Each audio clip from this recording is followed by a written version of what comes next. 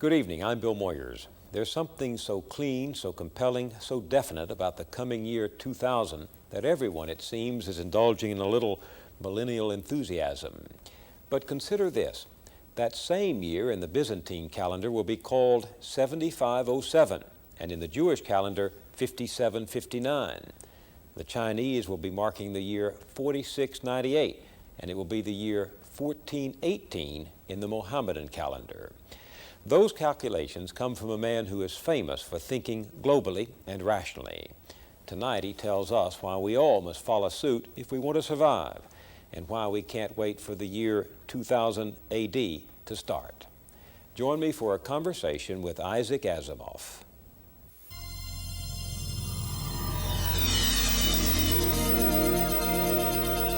This program is made possible by a grant from the John D. and Catherine T. MacArthur Foundation. A World of Ideas with Bill Moyers. Isaac Asimov. Whatever you've probably read something of his. Science fiction, of course. His Foundation series is a classic. Science fact, chemistry, astronomy, physics, biology, children's books, history, math. One scientist calls him the greatest explainer of the age.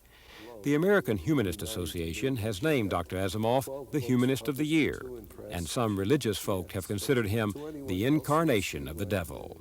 In the Great Hall of Cooper Union in New York City, where Americans have been debating ideas since the days of Abraham Lincoln, I asked Dr. Asimov about his faith in the power of human reason. Are you an enemy of religion? No, I'm not. I feel that, as seems to me any civilized, humane person should feel, is that every person has a right to his own beliefs and his own securities and his own likings. What I'm against is attempting to place a person's belief system onto the nation or the world generally. We object because we say constantly that the Soviet Union is trying to dominate the world, communize the world. Well, the United States, I hope, is trying to democratize the world. But I certainly would be very much against trying to Christianize the world, or to Islamize it, or to Judaize it, or anything of the sort. And my objection to fundamentalism is not that they are fundamentalists, but that essentially they want me to be a fundamentalist too. Now, I can imagine they object. They say, I believe that evolution is true, and I want everyone to believe that evolution is true. But I don't want everyone to believe that evolution is true. I want them to study what we say about evolution, decide for themselves. Now, they say they want to teach creationism on an equal basis, but they can't. It's not a science. You can teach creationism in the churches, in the courses on religion. I mean, they would be horrified if I were to suggest that in the churches they teach secular humanism as an alternate way of looking at the universe, so they teach evolution as an alternate way of considering how life may have started. In the church, they teach only what they believe, and rightly so, I suppose. But on the other hand, in schools, in science courses, we've got to teach what scientists think is the way the universe works. But of course, this is what frightens many believers. They see science as uncertain, always tentative, always subject to revisionism. They see science as a complex and chilling and enormous universe ruled by chance and impersonal laws. They see science as dangerous. That is really the glory of science, that science is tentative, that it is not certain, that it is subject to change. What is really, in my way of thinking, disgraceful is to have a set of beliefs that you think is absolute and has been so from the start and can't change, where you simply won't listen to evidence. You say, if the evidence agrees with me, it's not necessary. If it doesn't agree with me, it's false. This is the legendary remark of Omar when they captured Alexandria and asked what to do with the library. He said, if the books agree with the Koran, they are not necessary and may be burned. If they disagree with the Koran, they are pernicious and must be burned. Well, there are still these Omar-like thinkers who think that all of knowledge will fit into one book called the Bible and refuse to allow that there is even the conceivability of an error there. That, to my way of thinking, is much more dangerous than a system of knowledge which is tentative and uncertain. Do you see any room for reconciling the two worldviews, the religious view, the biblical view of the universe as God's drama, constantly interrupted and rewritten by divine intervention, and the view of the universe as scientists hold it, always having to be subjected to the test of observation and experimentation? Is there any room for reconciling? Well, there is, if people are reasonable about this. There are many scientists who are honestly religious. You can rattle off the names of them. Millikan was a truly religious man. Morley of the Michelson-Morley experiment was truly religious. There were hundreds of others who did great scientific work, good scientific work, and at the same time were religious. But they did not mix their religion and science. In other words, they did not presume that if something they didn't understand took place in science, they could dismiss it by saying, well, that's what God wants. Or, at this point, a miracle took place. No. They know that science is strictly a construct of the human mind working according to the laws of nature, and that religion is something that lies outside and may embrace science. Well, on the other hand, if there were suddenly to arise evidence, scientific confirmable evidence, that God exists, then we'd have no choice. Scientists would have no choice but to accept that fact. On the other hand, the fundamentalists don't admit the possibility of evidence, let us say, that would show that evolution exists. Because any evidence you present, they will deny if it conflicts with the Word of God as they think it to be. So that the chances of compromise are only on one side. And therefore, I doubt that it will take place. If God is dead, everything is permitted. That's what scares them. Well, on the contrary, that assumes that human beings have no feeling about what is right and wrong. Is the only reason you are virtuous because that's your ticket to heaven? Is the only reason you don't beat your children to death because you don't want to go to hell? It seems to me that it's insulting to human beings to imply that only a system of rewards and punishments can keep you a decent human being. Isn't it conceivable a person wants to be a decent human being because that way he feels better, because that way the world is better? I would like to think, I don't believe that I'm ever going to heaven or hell. I think that when I die, there will be nothingness. That's what I firmly believe. That does not mean that I have the impulse to go out and rob and steal and rape and everything else because I don't fear punishment. For one thing, I fear worldly punishment. And for a second thing, I fear the punishment of my own conscience. I have a conscience. It doesn't depend on religion.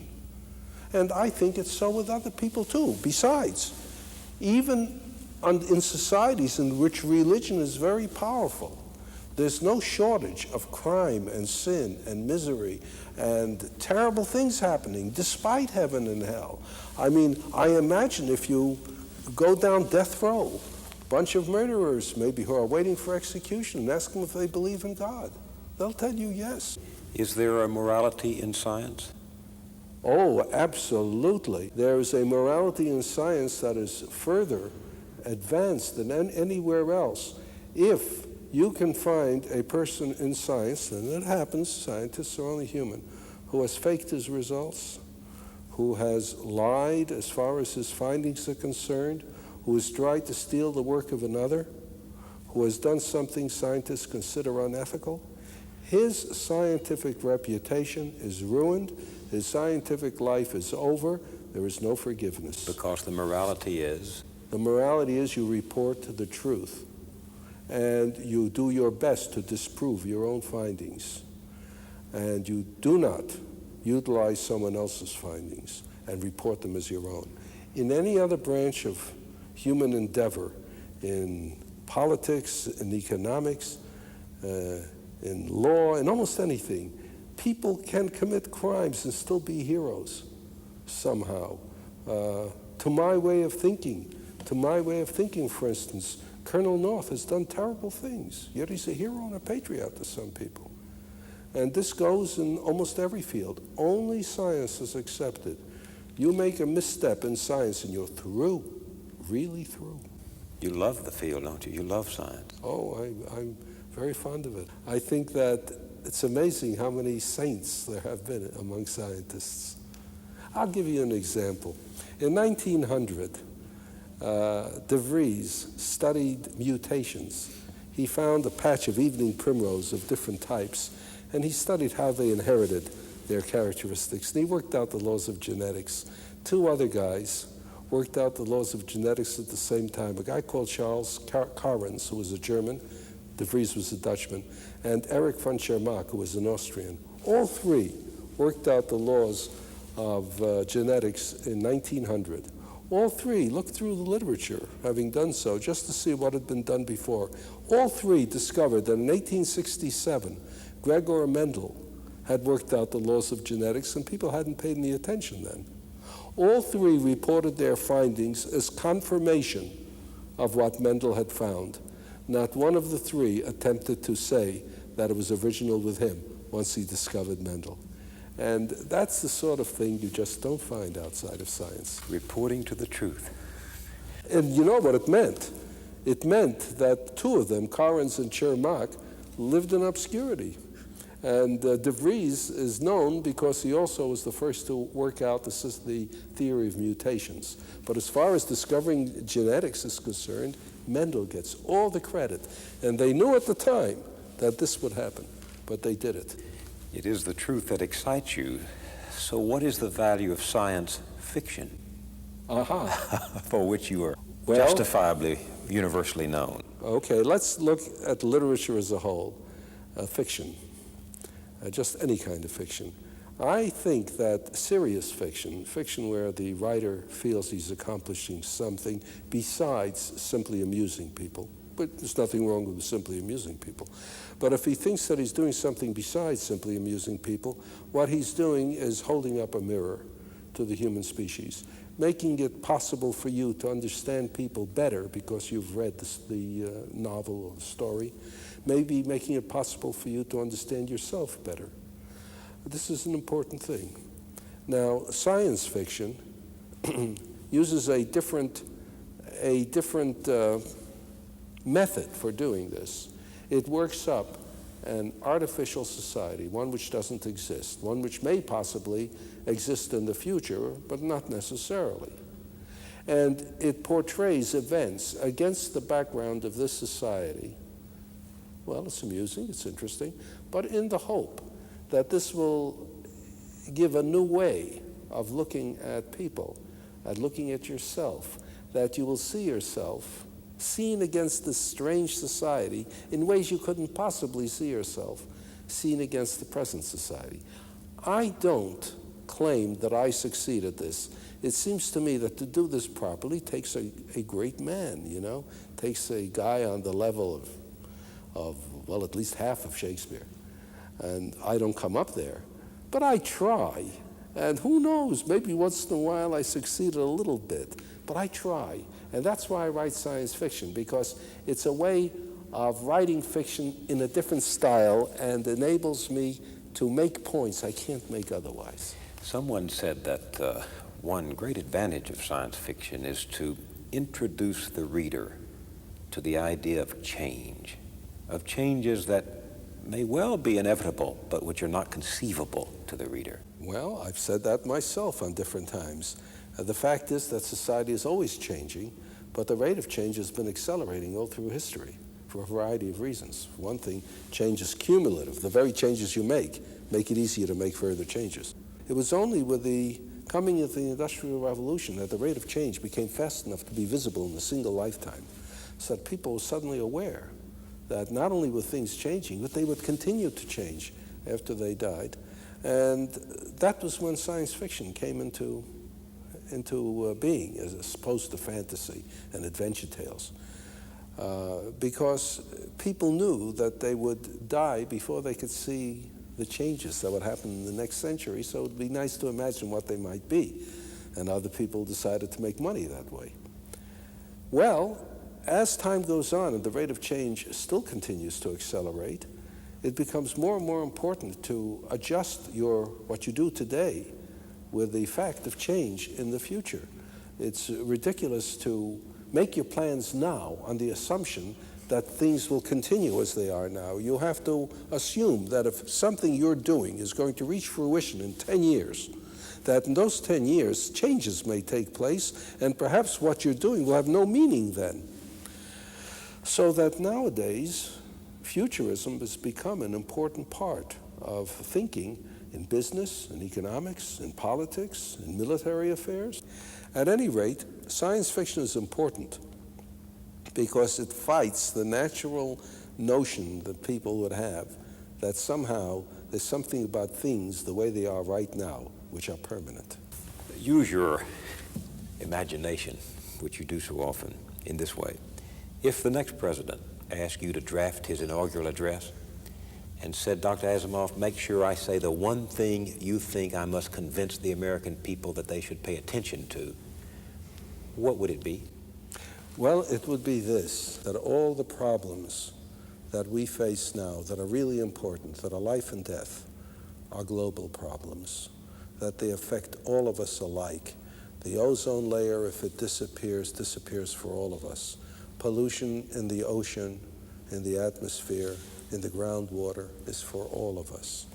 The only way we can ameliorate these problems, solve them, prevent them from destroying us, is again a global solution. We can't expect that anything the United States alone does is going to affect the situation the world over. There's got to be cooperation among the nations of the world. International cooperation is absolutely essential. And if we can achieve that in the face of a danger deadlier than has ever faced humanity before, why, one of the advantages we'll have is that automatically we will probably start spending less money on war and preparations for war, which will in turn be a beneficial cycle because we'll have more money for solving these problems we must solve. What about, though, the one subject you've written so much about, the population explosion? You know, the fact that right now the population of the globe is over 4 billion. You've said that if it's over 5 billion. Over 5 billion, yes. You've said if it continues at its 2% growth rate a year, it'll be what in another? Well, actually, it's down to 1.6%, but with a higher population, it's the same amount in actual numbers, 80 million a year. So that by the year 2000, it's going to be perhaps 6.5 billion. That's just 12 years from now. Yes, it's going up very fast. How many people do you think the Earth is able to sustain? I don't think it's able to sustain the 5 billion in the long run. So that, right now, most of the world is living under appalling conditions. And we can't possibly improve the conditions of everyone. We can't raise the entire world to the average standard of living in the United States because I don't think we have the resources and the ability to distribute well enough for that. We have condemned, right now as it is, most of the world to a miserable starvation level of existence. And it'll just get worse as the population continues to go up. But you can't just say to a woman, don't have children. Well, you know, it's not so much that. It's so many people are saying have children. There is such a pro-natalist attitude in the world. We celebrate Mother's Day so enthusiastically. We say, may all your troubles be little ones. We celebrate additional children.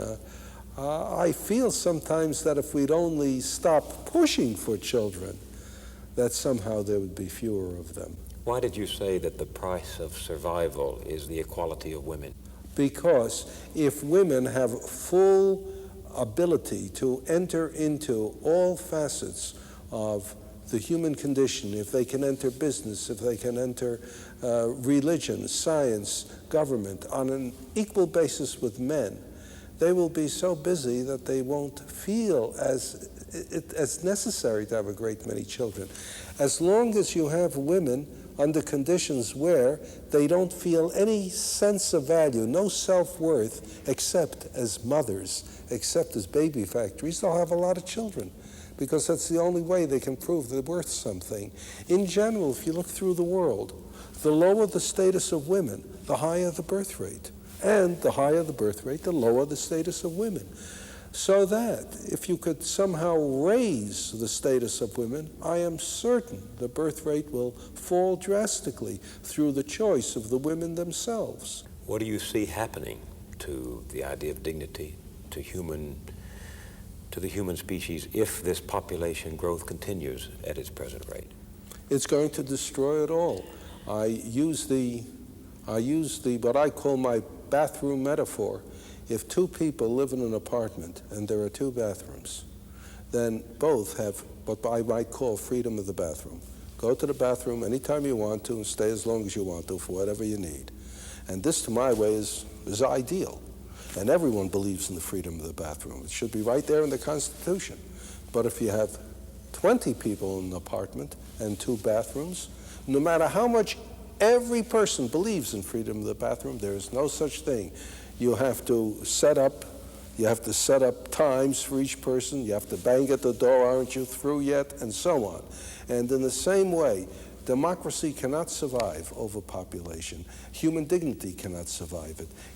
Convenience and decency cannot survive it.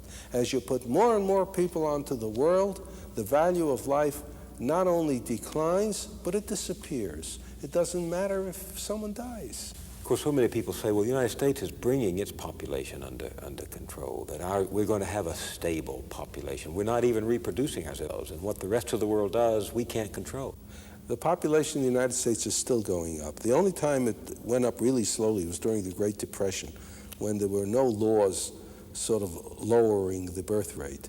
There was just an economic depression which made people think twice before they had children. But the United States is doing something else, which is absolutely refusing to help other nations control population. So that our feeling is somehow that it's enough for us to somehow make sure that the United States is in good shape, and what other nations do is their business. It's not their business, it's our business too. In other words, we can't exist as a stable economy and a stable society if around us is turmoil, chaos? Absolutely not. Right now, in many nations, they're just destroying the rainforests because they need the firewood, they need the space for farms. Why should I care about that? Because without the rainforests, we're going to have deserts instead. The food supply will dwindle. As a matter of fact, there's even the possibility that we're going to lose all kinds of valuable substances we know nothing about. Those rainforests have an incredible number of species of plants and animals that we know very little about. Some of them may produce chemicals of great importance pharmacologically and medically. Some of the plants might, if properly cultivated, be new food sources. And in addition to that, nothing produces the oxygen of the atmosphere with the same intensity that a forest does. Anything that substitutes for it will be producing less oxygen. We're going to be destroying our atmosphere too. You're how old now? 68. You've lived through a lot of this century. Have you ever seen human beings think with the perspective you're calling on them to think now? Well, it's perhaps not important that every human being thinks so. How about the leaders thinking so? How about the opinion makers thinking so? Ordinary people might follow them if we didn't have leaders who were thinking in exactly the opposite way. If we didn't have people who were shouting hatred and suspicion of foreigners, if we didn't have people who were shouting that it's more important to be unfriendly than to be friendly, if we didn't have people shouting somehow that the people inside the country who don't look exactly the way the rest of us look, or something's wrong with them. Again, it's almost not necessary for us to do good. It's only necessary for us to stop doing evil, for goodness sakes. From the Great Hall at Cooper Union in New York City, this has been a conversation with Isaac Asimov. I'm Bill Moyers.